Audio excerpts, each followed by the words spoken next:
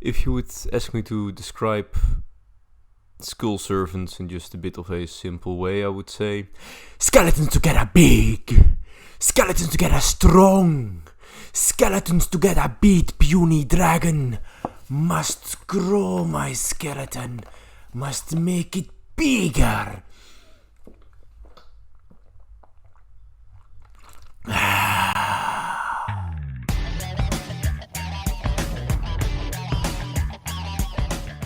phoenixEye here, and today I'm going to give a bit of a final overview about our little adventure with Skull Servants.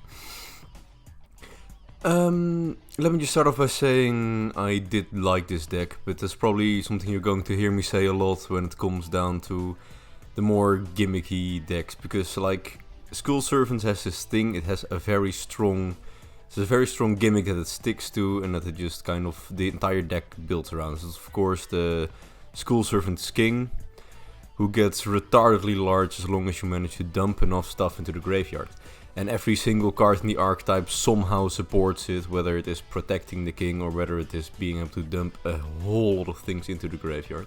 When it kind of comes down to the effectiveness, I don't think it's an amazing deck, of course, especially when you're playing pure variants of it. It's just, it focuses purely on having a big beat stick. It's basically just a glorified OTK strategy in the end.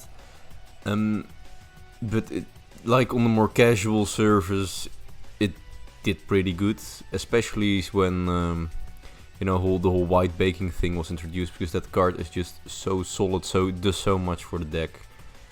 That it just automatically it goes from like ending on usually around a 4 or 5k king to like ending on like 9k kings with like a lady as well, and then maybe also some small link protection like Link Karibo or something.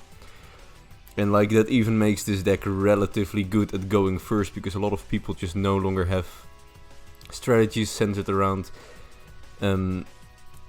beating over such a large beat stick. Like everyone's like that they're going to focus on completely wiping boards or mass negations and such, but when there's just a single entity that is immune to the simplest forms of destruction that you cannot just run over when you feel like it, and a lot of people end up struggling with that because that's just no longer what the game is about anymore.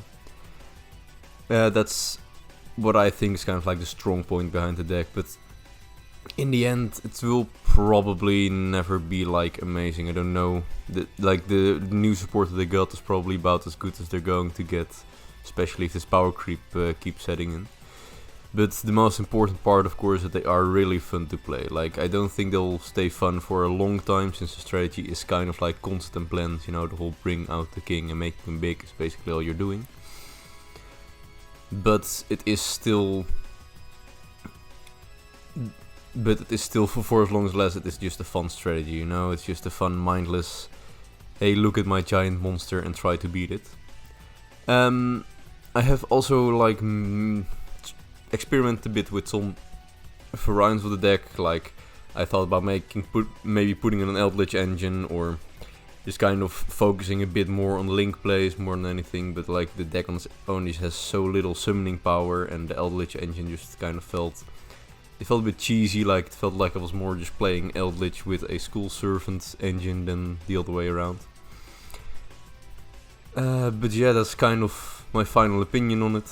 I think Skull Servants are fun. I think they have a fun gimmick. Don't think they'll ever be truly good, but they'll always be a nice party trick. And